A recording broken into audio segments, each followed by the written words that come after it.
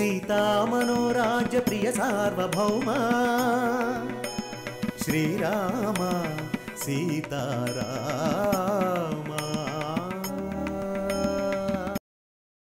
తడుముకోకుండా దండయాత్ర మహాధర్ణ అంటే అర్థమేంటో చెప్పు. మరి మీరు అలా నిలదీసి అడిగితే చెప్పడం చాలా కష్టం సార్. మాకు మాత్రం ఏం తెలుసు? సినిమాలో చూసాం, పదం బాగుంది కదా అని డెప్త్ కోసం వాడాం. అతి తెలివి చూపిస్తే నీ బాడీకి దండేసి నీ శవంతో ఊరేగింపు యాత్ర చేస్తాను. ఎందుకొచ్చారు? అందరికి శాలరీస్ ఇచ్చి నాకెందుకు ఇవ్వలేదు?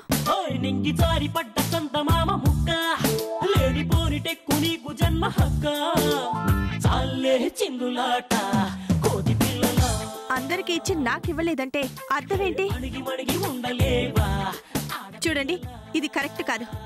మీరు కావాలనే కక్ష కట్టి ఇదంతా చేస్తున్నారు. ప్రశ్న వేసే ముందు ఆలోచించుకుంటే మంచిది. నీ ఒక్కదానికే శాలరీ ఆపానంటే దానికి కారణం ఉంటుంది. ఏంటా కారణం? నువ్వు కొన్ని రోజులు ఆఫీస్కి రాలేదు. ఎన్ని రోజులు లెక్క చూసి దానికి తగ్గట్టుగా శాలరీ కట్ చేసి ఇవ్వాలి. అందుకే ఆపాను. అలా అంటారేంటి సార్? ఆఫీస్కి రానని రోజులు మేడం గారు మీ దగ్గరే ఉన్నారు కదా. అంటే మీ దగ్గర అంటే వాళ్ళు ఆయన దగ్గర ఉన్నారు. అలా ఉన్నప్పుడు లీవ్ పెట్టాలి కదా, ఆ మాత్రం తెలీదా? అదేంటి రవి గారు, నేను లీవ్ లెటర్ ఇస్తానంటే అవసరం లేదు మేడం, నేను ఎండి గారికి చెప్పాను. ఎన్ని రోజులైనా మీరు ఆఫీస్కి రానవసరం లేదని మీరు ఎండి గారికి చెప్పారు కదా. ఇప్పుడేంటి ఈయన ఇలా మాట్లాడుతున్నారు? మీరుండండి మేడం, నేను మాట్లాడతాను. మేడం గారు లీవ్ గురించి నేను చెప్పాను కదా సార్, మీరే కదా వద్దన్నారు. నాకెప్పుడు చెప్పావు? మీకు దండం పెడతాను సార్, అలా అనకండి. మీతో చెప్పాను. అయినా ఆఫీస్కి లీవ్ అంటే 2 రోజులు 3 రోజుల్లో సెలవు పెడతారు. అది దాటితే లాస్ ఆఫ్ పే కింద శాలరీ కట్ చేస్తారు. చూడండి, వెయిట్.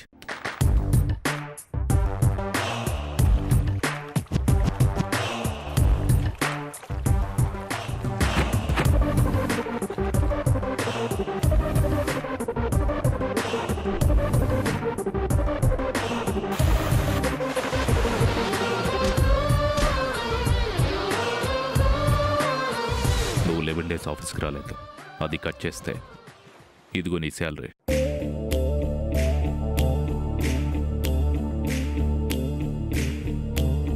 కావాలంటే నా శాలరీలో నుంచి నెక్స్ట్ మంత్ కట్ చేసుకోండి. ఈ నెల నాకు డబ్బు అవసరం ఉంది. ఏదైనా ఎక్స్ట్రా అమౌంట్ కావాలంటే అప్లికేషన్ పెట్టుకో, వీలైతే శాంక్షన్ చేస్తాను. అంతేగాని ఫుల్ అమౌంట్ ఇవ్వడం కుదరదు.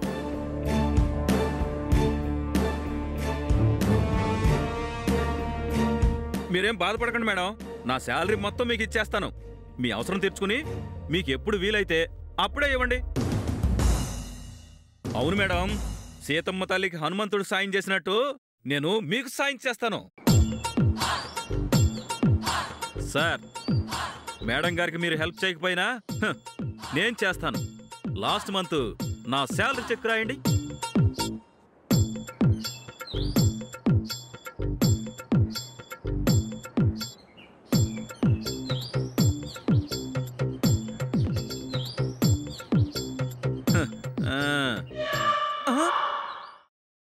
రూపాయా? ఏంటి సార్, నా జీతం రూపాయని రాశారు? పోయిన నెల నువ్వు ఆఫీస్కి వచ్చింది ఒక్కరోజు. నీ వాడకం పోగా నీకు మిగిలింది అదే. మడిచి జేబులో పెట్టుకో. అయినా ఇందాకేదో హనుమంతుడు సాయం అని పెద్ద పెద్ద మాటలు మాట్లాడావు కదా, ఆ సాయం మీద నువ్వే చేయి.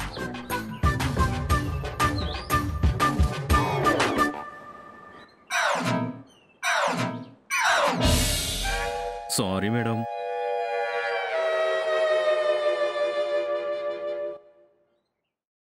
ఏంటలా చూస్తున్నావు? శాలరీ వచ్చింది కదా, పార్టీ చేసుకుందాం పద.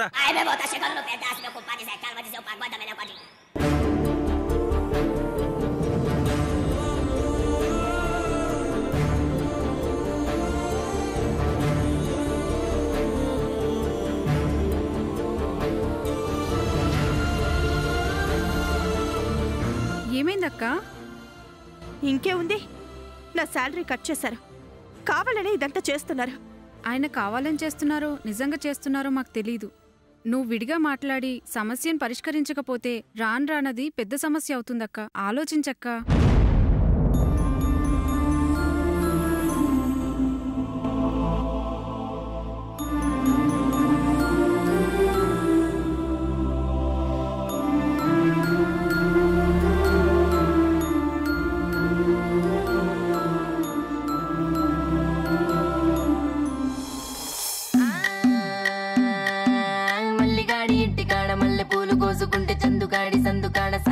చూసుకుంటే సుప్పుగాడి తిప్పకాడ సన్న జాజులేరుకుంటే పోటుగాడి తోటకాడ సన్ను గ్లాసులెట్టుకుంటే జాకిరేవు కట్టుకాడ కొత్త సబ్బు రుద్దుకుంటే సింగపూరు సెంటు తీసి కస్సు కస్సు కొట్టుకుంటే ముచ్చెమున్న ముక్కు పుడక ముక్కు మీద పెట్టుకుంటే రోడ్డు కోళ్ళు గాజులేసి చేతులేమో కళ్ళు అంటే చీర కట్టునేమో నేను మన ఇంట్లో అంత పెద్ద సౌండ్ పెట్టుకుని పాటలు ఎవరు వింటున్నారు? ఏమో సార్, నాకు అదే అర్థం కావట్లేదు. మనకు తెలియకుండా మన ఇంట్లో ఎవరున్నట్టు?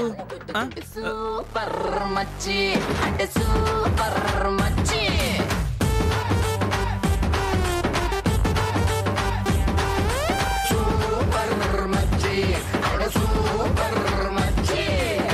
బాగుడింటి కాడ ఈత కళ్ళు తాగుతుంటే బీరు లాంటి పిల్ల వచ్చి సూపుతోటి లాగుతుంటే రెండు చెళ్ళు వేసుకున్న శ్రీదేవి లాగా ఉంటే రేగి పళ్ళు లాంటి కళ్ళు రారా అన్న మామ అంటే ఎర్రాని రైత రంగు ఎండ కన్న సుర్రుమంటే పచ్చాని గోక రంగు రచ్చ రచ్చ లేపుతుంటే ముంచికాయ లాంటి మూతి ముద్దుగాను తిప్పుతుంటే మైండ్లోని మాటలన్నీ సప్పకుండా చెప్పుతుంటే లిప్స్టిక్ పేదాల్లో ఇంగ్లీషు ముద్దులుంటే హిప్పులోన వంపునేమో నీళ్ళ బింది నింపుతుంటే కళ్ళాతో సోకులన్నీ వడకబెట్టి వంపుతుంటే కల్లోకి వచ్చి నన్ను ఉడకబెట్టి చంపుతుంటే సూపర్ మచ్చి సూపర్ మచ్చి.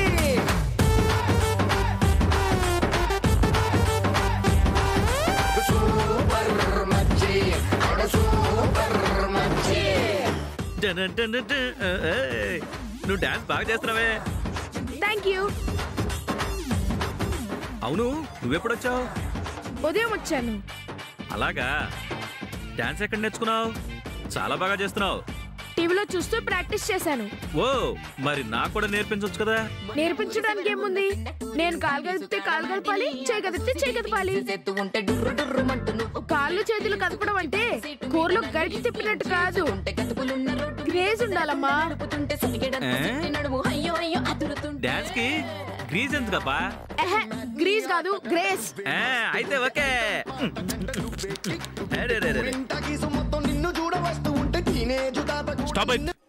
ఎవరు అది?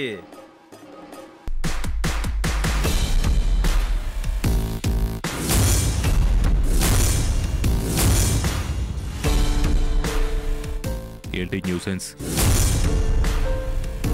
న్యూసెన్స్ కాదు సార్, డాన్స్ సెన్స్. డాన్స్ చేస్తుంటే సూపర్ గా ఉంది. రోజు ఇలా డాన్స్ చేసామనుకోండి, కొవ్వంతా తగ్గిపోయి నాజుగ్గా స్లిమ్ గా తయారవుతారంట. మ్యూజిక్ ఆన్ చేసి మీరు కూడా రండి సార్, డాన్స్ చేద్దాం. డాన్స్ ఎంత డాన్స్ చేసా మాత్రం దున్నపోతు కొవ్వు ఎక్కడ కరుగుతుంది? గాడిద. మ్యూజిక్ ఎందుకు ఆపారు? ఆన్ చేయండి, నేను డాన్స్ చేయాలి. ఇలాంటి పిచ్చి గింతలు నాకు నచ్చవు. అయినా మీకు తెలియదు అనుకుంటా, ఇవి పిచ్చి గంతలు కాదు, డాన్స్. అయినా మీకు నచ్చడంతో నాకు పని లేదు. నాకు డాన్స్ అంటే చాలా ఇష్టం. నాకు నచ్చని పనులు ఇంట్లో చేయడానికి వీల్లేదు. డాన్స్ ఆరోగ్యానికి చాలా మంచిది. నేను చూడండి ఎంత ఉల్లాసంగా ఉత్సాహంగా ఉన్నాను. మీరు చేసి చూడండి, తెలుస్తుంది. అవసరం లేదు. చూడు, నాకు ఇలాంటి నచ్చు. పిల్లలంటే క్రమశిక్షణతో ఉండాలి. క్రమశిక్షణ స్కూల్లో ఉండాలి, ఇంట్లో సరదా ఉండాలి. ప్రతి చోట క్రమశిక్షణ అంటే పిల్లలు పాడైపోతారు.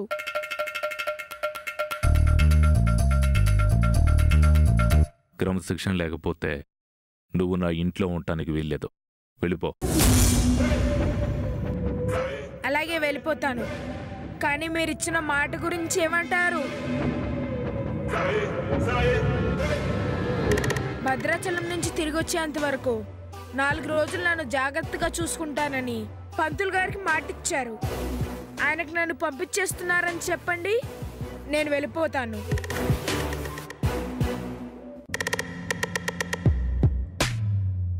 రాయ్, మాటిచ్చాను కదా అని అల్లరి శృతి మించితే చూస్తూ ఊరుకోను.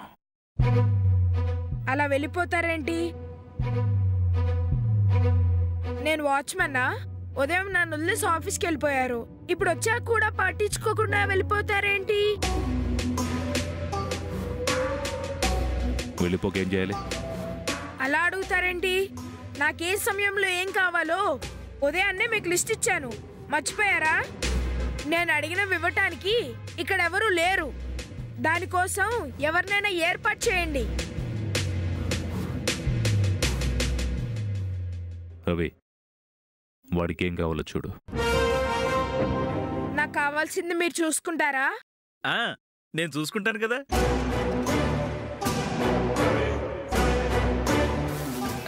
అది సరే, నువ్వేంటి ఇక్కడున్నావు? మా అమ్మ నాన్న ఊరెళ్ళారు. వాళ్ళు వచ్చేంత వరకు నాకు తెలిసిన పంతులు గారు ఇక్కడ ఉండమన్నారు. ఉండడం నాకు ఇష్టం లేకపోయినా పంతులు గారికి ఇచ్చిన మాట కోసం ఇక్కడ ఉండాల్సి వస్తుంది. సరే, ఎంతకీ నీకేం కావాలి? నాకెప్పుడు ఏమేం కావాలో ఉదయాన్నే ఆయనకు లిస్ట్ ఇచ్చాను. ఆ లిస్ట్ చూసి టైం ప్రకారం ఫాలో అవ్వండి.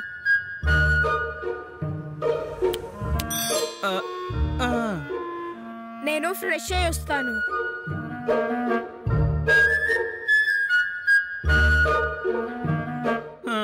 వీడిని మామూలుగానే కంట్రోల్ చేయడం కష్టం. సార్ మాటిచ్చారు కాబట్టి వీడు ఇంకా రెచ్చిపోతాడేమో.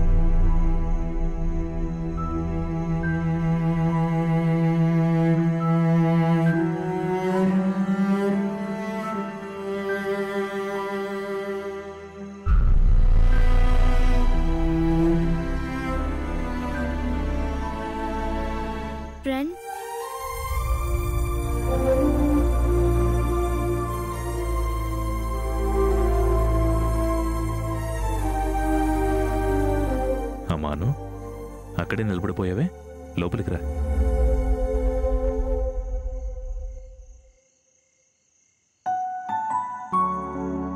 ఎలా ఉన్నావమ్మా? నేను బానే ఉన్నాను ఫ్రెండ్. నీ ఆరోగ్యం ఎలా ఉంది? ఇప్పుడు బానే ఉందమ్మా.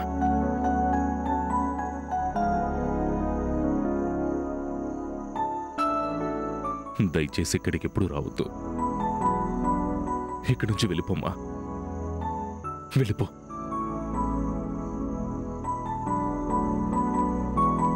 నేను ఇప్పుడు ఎవరితో మాట్లాడినా? దయచేసి అను వెళ్ళిపోమని చెప్పు.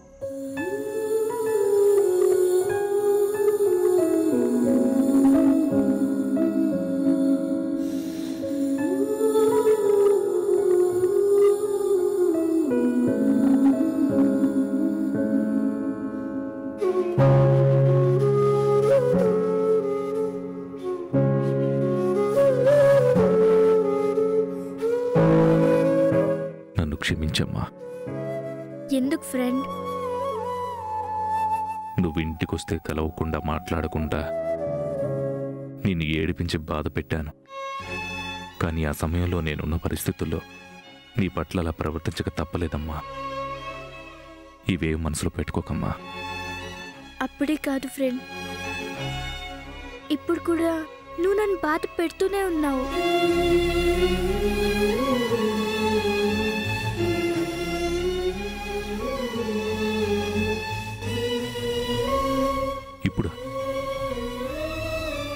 ఇప్పుడు నేనేం బాధ పెట్టానమ్మా? ఇంతకుముందు నేను నిన్ను కలవడానికి వచ్చినప్పుడు నువ్వు నాతో ఇలాగే ఉన్నావా? నన్ను చూడగానే సంతోషపడేవాడివి, దగ్గరికి తీసుకుని ప్రేమగా నుదుటి మీద ముద్దు పెట్టుకునేవాడివి. కానీ ఇప్పుడు ఆ సంతోషము లేదు, ఆ ప్రేమ లేదు. నువ్వు చాలా మారిపోయావు ఫ్రెండ్.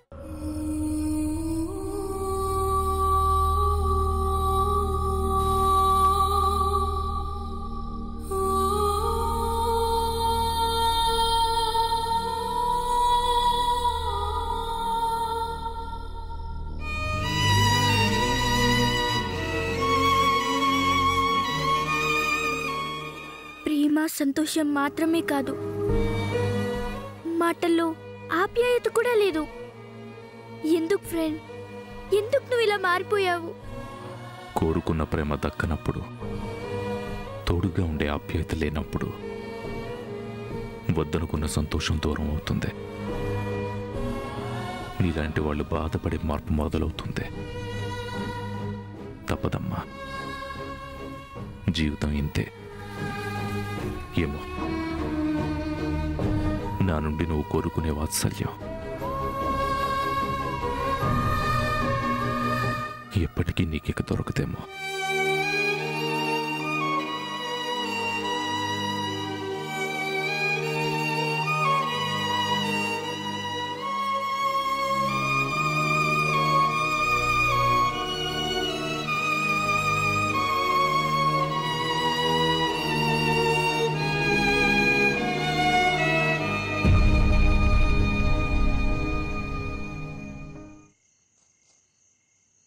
అలా మాట్లాడకు ఫ్రెండ్, నువ్వు ఎప్పుడు అలాగా ఉండకూడదు.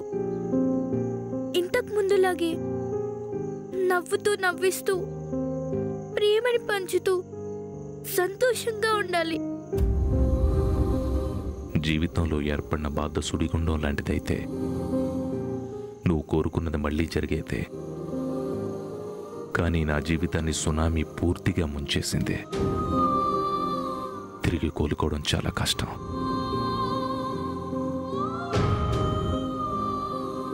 నా మాట్లాడమయ్యే వయసు కాదమ్మనేది. సర్లే గాని ఆ విషయాలన్నీ పక్కన పెట్టి నువ్వు నాకు సహాయం చేయాలి. ఏంటి ఫ్రెండ్ అది? 4 రోజులు నా ఇంట్లో నా దగ్గర ఉండటానికి జయ్యి వచ్చాడమ్మా. 4 రోజులు ఇక్కడ ఉండటానికి వచ్చాడా? ఎందుకు? వాళ్ళ ఇంట్లో ఏదో సమస్య ఉందని నాకు తెలిసిన ఒక పంతులు గారు ఇక్కడ వదిలిపెట్టి వెళ్ళారు. రావడంతోనే టార్చర్ మొదలుపెట్టాడు. వాడిక్కడున్న 4 రోజులు నువ్వు కూడా ఇక్కడే ఉంటే నాకు కొంచెం ప్రశాంతంగా ఉంటుందమ్మా. నేను కూడా ఆ విషయమే మాట్లాడడానికి వచ్చాను ఫ్రెండ్. మా అమ్మ వాళ్ళు ఊరెళ్ళారు. నీ పరిస్థితి ఏంటో తెలుసుకొని నేను కూడా నీ దగ్గరే ఉందామని అడగడానికి వచ్చాను.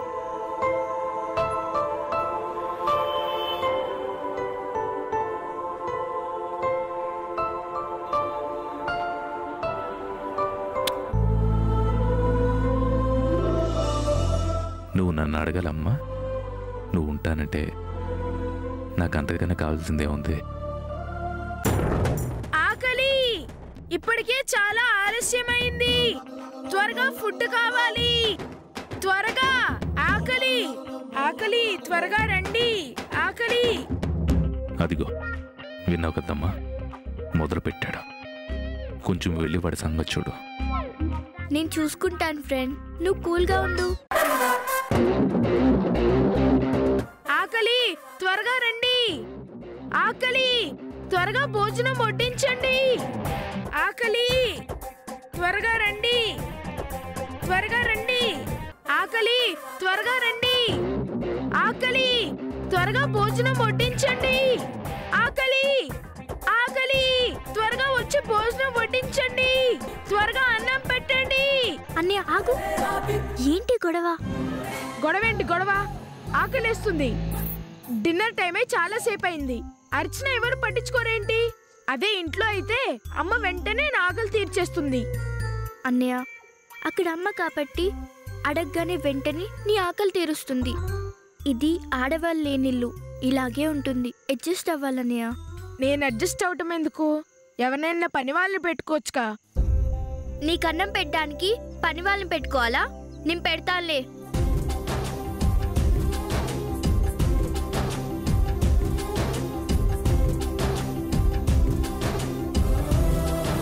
నువ్వు కూడా తినను. నేను తర్వాత తింటానులే అన్నయ్య, ముందు నువ్వు తిను. మరి వాళ్ళు తినరా? వాళ్ళ సంగతి నీకెందుకు? నా బుర్ర తినకుండా ముందు అన్నం తిను.